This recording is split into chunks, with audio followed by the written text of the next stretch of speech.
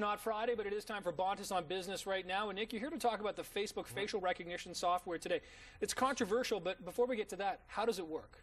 So basically the way it works is it converts your face into a mathematical formula. So the distance between your eyes and the triangulation, the angle of your nose, those sorts of things. Basically your face becomes a mathematical formula. Here's the worst part. That mathematical formula, of course, can be replicated by anybody else. And what we already know is that there's 100 million photos that are tagged every single day. And that's with you and I manually going to tag them. Imagine how that number is going to absolutely skyrocket when Facebook now allows the opportunity for people to auto-tag each other and actually suggest, hey, Nick, here's a photo of somebody else. You should tag them. What do you think? So has this gone too far then, Nick?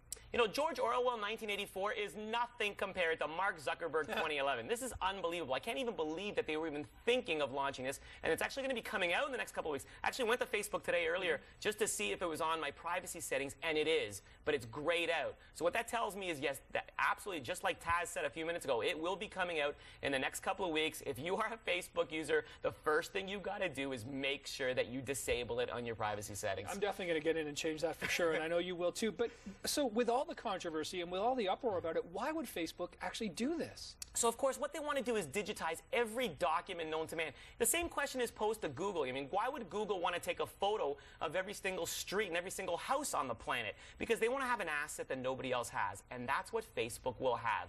They will truly have a book of faces, just like the company states. Nobody will have it around the world. And here's the worst part, Nick, that I want to remind everybody. Even if you go to Facebook and delete something, it still sits on Facebook's server. So be very, very careful what you're uploading.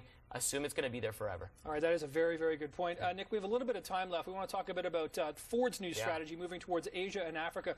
What do they need to do? They said they want to boost their sales by about 50% in that part of the world. So a couple things we know. First of all, China, being in Asia, is the country that has the largest GDP growth of any of those countries that are now industrializing. In other words, people getting enough money to even buy a car. So Ford being there has to happen. But what Ford needs to do is have local dealership network. They can't come with foreigners or expats from the U.S. and Canada, plant them in China. That's not going to fly. They're going to have to rebrand all their smaller, fuel-efficient cars with a local dealer network in China, and I think they're going to make a lot of market share there, Nick. All right, it's going to be interesting to watch. Nick Bontis, we do appreciate your insight. Thanks for your time again this week. See you next week.